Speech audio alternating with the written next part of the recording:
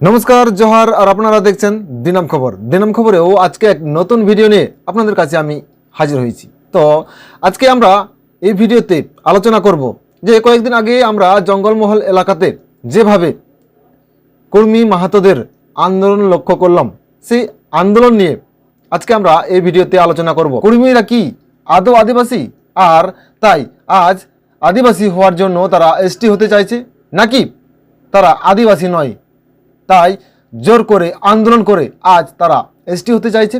এরকম আরও নানান প্রশ্ন উঠতে শুরু করেছে এবং এই প্রশ্নের মধ্যেই সোশ্যাল মিডিয়াতে West Bengal schedule tribe welfare অ্যাসোসিয়েশনের বালকরাম সরেন বাবু তিনি একটা সুন্দর পোস্ট করেছিলেন এবং সেই পোস্ট নিয়ে সেই পোস্টে তিনি বালকরাম বাবু যে কথাগুলো বা যে তথ্যগুলো তুলে ধরেছেন সেটা নিয়ে আজকে আমরা এই ভিডিওতে আলোচনা করব।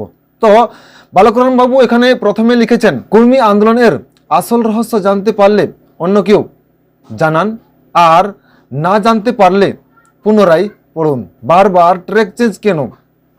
তারপর তিনি এখানে লিখেছেন যে কংগ্রেস নেতা অধীর রঞ্জন চৌধুরী আজ কর্মীদের এসটি হওয়ার জন্য গলা ফাটাচ্ছেন, কিন্তু কোন অজ্ঞাত কারণে president of India order 1950 ST থেকে কর্মী সম্প্রদায় সেদিন ছিটকে বেরিয়ে গেল। সেদিন তো কংগ্রেস সরকার ছিল। এটা কি নিছক একটা দুর্ঘটনা, নাকি এর পিছনে বিশাল কোনো উদ্দেশ্য ছিল? যদি দুর্ঘটনা হয়ে থাকে তাহলে তার পরবর্তী কর্মীদের আন্দোলন এসটিতে অন্তর্ভুক্ত হওয়ার জন্য সংগঠিত হলো না কেন? উল্টে সেই সময় কর্মী ক্ষৈত্র মহাসভার আন্দোলন জোরদার হয়েছিল কি উদ্দেশ্যে? বিহার ইউপির কথা এখানে বলা হচ্ছে না, খোদ এই জঙ্গলমহলের কথা এখানে বলা হচ্ছে। উঁচু জাতের মহাভঙ্গের পর নজর পড়ল সংরক্ষণের উপর। শুধু সংরক্ষণ হলেই হবে না, ভাগটা বেশি থাকতে হবে। ST 6%, SC 15%, OBC 27%। কোন ভাগটা ভারী দাদা? সেটাই চাই। তখন আদিবাসী হওয়ার বিষয়টা মনে ছিল না, মনে থাকবে কি করে? ওটার ভাগ যে সব থেকে কম। তারপর মনে হলো এটাও ভুল রাস্তা, সঙ্গে সঙ্গে ট্র্যাক চেঞ্জ, আদিবাসী হতে হবে। খোঁজো সেন্সাস রিপোর্ট, গেজেট খোঁজো, ইতিহাস লেখো, শহীদ আমদানি করো, বামুন বর্জন করো, মূর্তি পূজা বন্ধ করো, হলুদ পাকড়ি বাঁধো, তীর ধনুক তৈরি করো, রাস্তার উপর করম নাচো, লোককে দেখাতে হবে। শুধু কি তাই? শুধু কর্মী সমাজ নয়, বলো আদিবাসী কর্মী সমাজ জিতকর। যেন তেন প্রকারে কর্মী শহীদ জোগাড় করতে হবে, ইতিহাস মজবুত করতে হবে। রঘুনাথ সিংকে রঘুনাথ মাহাতো করে মূর্তি বসাও, নেতাদের আমন্ত্রণ করে সাক্ষী রাখো, তারপর কর্মী ভোট ব্যাংক নিয়ে সরকারকে ব্ল্যাকমেল করো, রেল রোড অবরোধ করো। যাবে কোথায় সরকার? এবার আসি জঙ্গলমহলের ক্ষৈত্র কেন এসটি হতে চাইছে? শুধু কি তাদের পরিচয় স্বীকৃতি পাওয়ার জন্য, নাকি সংরক্ষণ কোটায় দুর্বলদের সাথে প্রতিযোগিতায় ফায়দা লুটার জন্য? আমি তো বলবো অবশ্যই দুর্বলদের সাথে প্রতিযোগিতায় ফায়দা লুটার জন্য। লেখাপড়া বা বুদ্ধির দিকের থেকে আদিবাসীদের তুলনায় কর্মীরা বহুগুণ ভালো। সাধারণ বিচারে দেখুন না, 1990 সাল পর্যন্ত জেনারেলদের সঙ্গে প্রতিযোগিতা করেছে, 1990 সাল থেকে বর্তমান পর্যন্ত ওবিসিদের সঙ্গে প্রতিযোগিতা করে চাকরি করছে। তাদের কাছে এসটি ক্যান্ডিডেট কোনো প্রতিপক্ষ হলো নাকি? দুর্বলদের সাথে প্রতিযোগিতা ছাড়া 2006 এর বনাধিকার আইন জঙ্গলমহলে লাগু হলে সেখানে ব্যাপকভাবে এই ক্ষৈত্র সম্প্রদায় লাভবান হবে। তার সাথে শিডিউল ট্রাইবদের জমি কেনা বেচার দরজাও তাদের কাছে খুলে যাবে। যদি আদিবাসী জঙ্গলমহলের আদিম বাসিন্দা হিসেবে পরিচয় পেতে চাইছে, তাহলে শিডিউল ট্রাইব হওয়ার জন্য আন্দোলন করার দরকার ছিল না। পরিচয় স্বীকৃতি পাওয়ার জন্য বিকল্প অনেক কিছু রাস্তা ছিল বলে আমার মনে হয়। তাদের সমাজে সাংস্কৃতিক আচার অনুষ্ঠান আমূল পরিবর্তন করে আদিবাসীদের মতো প্রতিষ্ঠা করতে চাইলে নিশ্চয়ই সেখানে কেউ হস্তক্ষেপ করত না। রেল টেকা করে সরকারকে চাপ দেওয়ার দরকার ছিল না। যেমন অতীতে দেখেছি এরা উঁচু জাত হওয়ার জন্য পয়তা ধারণ করেছে, বাবুন দিয়ে বিহা করেছে, মূর্তি পূজা করেছে, ইত্যাদি ইত্যাদি। কই তার জন্য তো রেল টেকার প্রয়োজন হয়নি, সেখানে তো কেউ বিরোধ করেনি। হ্যাঁ, তাদের ভাষা ও ধর্ম স্বীকৃতি পাওয়ার জন্য আন্দোলন করতেই পারে, কিন্তু শিডিউল টাইপ হতে গেলে যারা আগে থেকে এসটি তারা তো অবশ্যই বিরোধ তো করবেই ভাই, এটা তাদের অধিকার। আসামে সাঁওতাল মুন্ডা ওরাও শিডিউল ট্রাইব নয়, তা বলে কি ওদের আদিবাসী বলবো না? যেহেতু এদের বংশধর অন্যান্য একাধিক রাজ্যে শিডিউল ট্রাইব স্ট্যাটাস পেয়েছে, সুতরাং তাদের শিডিউল ট্রাইব হওয়ার আন্দোলন যথেষ্ট যুক্তি আছে। তবু টি ট্রাইব পরিচয় নিয়ে ওবিসি ক্যাটাগরিতেই থাকতে বাধ্য হচ্ছে। এই ক্ষত্রিয়রা না হয় এইভাবে আদিবাসী পরিচয় নিয়ে ওবিসিতে থাকতে পারত, কিন্তু উদ্দেশ্য তো শুধু আদিবাসী স্বীকৃতি আদায় নয়, উদ্দেশ্য তো অন্য জায়গায়। দেখুন, কোনো একটা সম্প্রদায় শিডিউল টাইপ হতে গেলে তার একটি নির্দিষ্ট মানদণ্ড আছে, সেই মানদণ্ড পূরণ করতে পারছে কি না তা ঠিক করার জন্য নির্দিষ্ট দপ্তর রয়েছে, যেমন সিআরআই, টিআরআই, এএসআই, আরজিআই ইত্যাদি।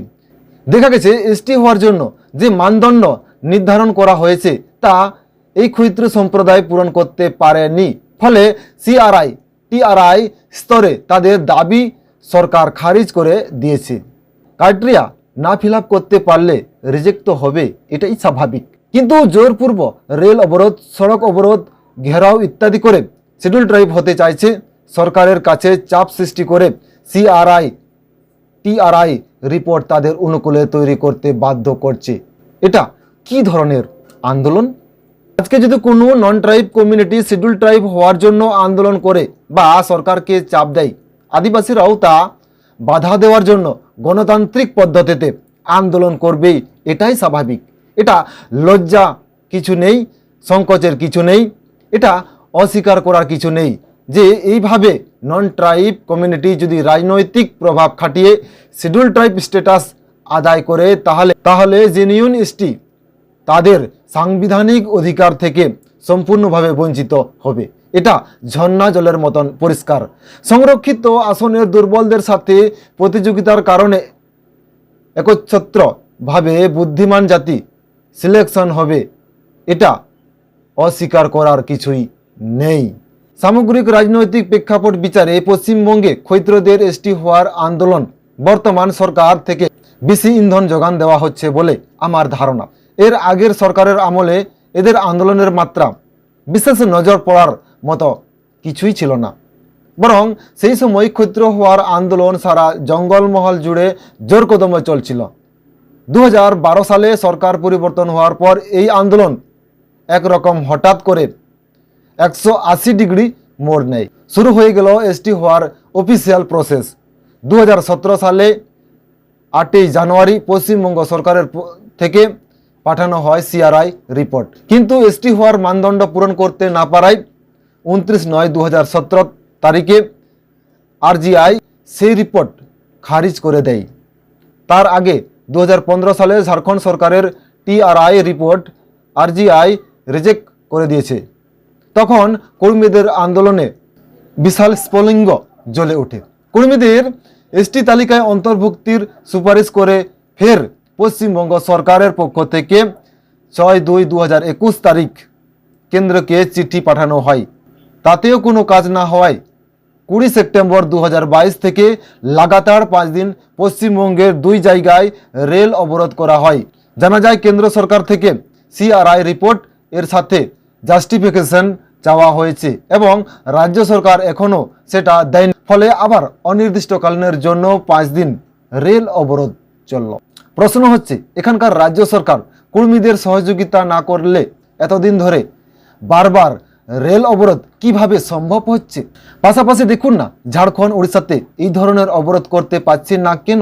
যার ফলে আমাদের আদিবাসী জনপ্রতিনিধিগণ আদিবাসীদের হয়ে তো কোনো কথা বলছে না, উল্টে কোনো অথেন্টিক হিস্ট্রি না জেনেই রঘুনাথ মাহাতো ও চাণক্য মাহাতোকে চুয়াড় বিদ্রোহ ও সাঁওতাল বিদ্রোহের নায়ক সমর্থন জানিয়ে তাদের মূর্তি উন্মোচন অনুষ্ঠানে যোগদান করেছেন। আশ্চর্য লাগে, আদিবাসী এক মন্ত্রী আদিবাসী সংগঠনে যখন সাক্ষাৎ করতে গিয়েছিল তখন ওনার দেখা করার সময় ছিল না, কিন্তু কুর্মী সংগঠনের নেতাদের সঙ্গে কি সুন্দর আদর আপ্যায়ন করে মেমোরেন্ডাম গ্রহণ করছেন, তখন সময়ের অভাব হলো না?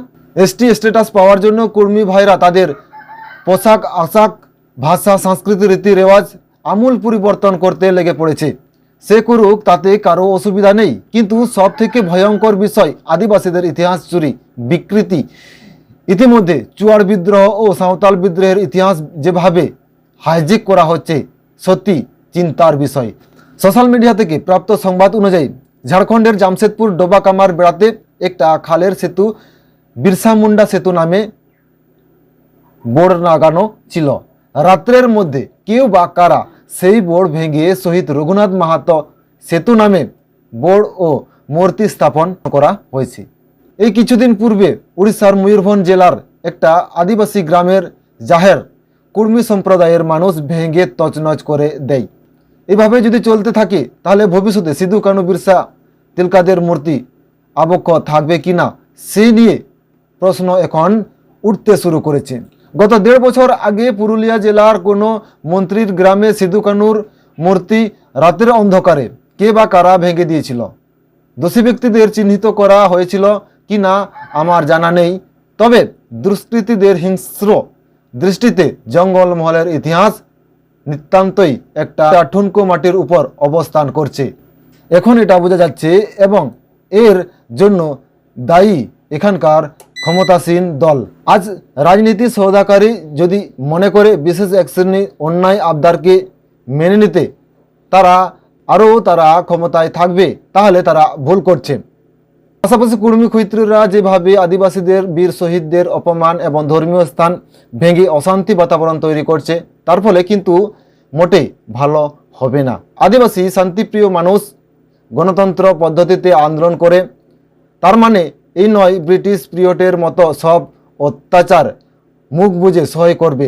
আদিবাসী মানুষ একটা হচ্ছে, সরকারের দৃষ্টিভঙ্গি নজর রেখেছে, সব ধরনের পরিস্থিতি মোকাবিলার জন্য প্রস্তুতি অবশ্যই চলছে। একটি এই খুব সুন্দর posting West Bengal schedule tribe welfare অ্যাসোসিয়েশনের যিনি দায়িত্বে আছেন বালকরাম সরেনবাবু, তিনি লিখেছেন এবং এই পোস্ট নিয়ে আমরা আজকে এই কর্মীদের নিয়ে অনেক তথ্য জানতে পারলাম এবং এটি আপনাদের কাছে স্থাপন করলাম। এবং এই ভিডিও নিয়ে আপনার মূল্যবান বক্তব্য আমাদের এই ভিডিও কমেন্ট বক্সে কমেন্ট করে জানাবেন। তো আজকের এই ভিডিওটি এখানে শেষ করা হলো, দেখা হবে অন্য কোনো নতুন ভিডিওতে। ততক্ষণের জন্য সবাই ভালো থাকবেন, সুস্থ থাকবেন। জোহার, নমস্কার।